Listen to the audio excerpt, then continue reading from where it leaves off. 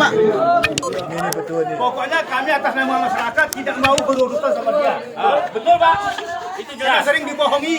Syedaralon puluhan masyarakat Kampung Bener Muli, Kecamatan Wih Pesam, Kabupaten Bener Meriah pada Jumat 13 Mei 2022 menyegel kantor Reja Kampung atau kantor desa setempat.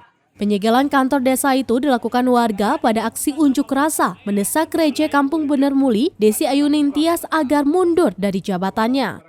Masa menyegel kantor itu dengan cara mengunci pintu dan menempel sejumlah poster protes tentang dana desa hingga ketidakpercayaan masyarakat terhadap kepala desa mereka. Melihat aksi tersebut, pihak Muspika Kecamatan Wih Pesam langsung berdialog untuk memediasi masyarakat dengan perangkat desa. Camat bersama Kapolsek meminta warga untuk membuka kembali kunci pintu kantor desa. Namun permintaan itu ditolak oleh masyarakat sebelum tuntutan mereka dipenuhi.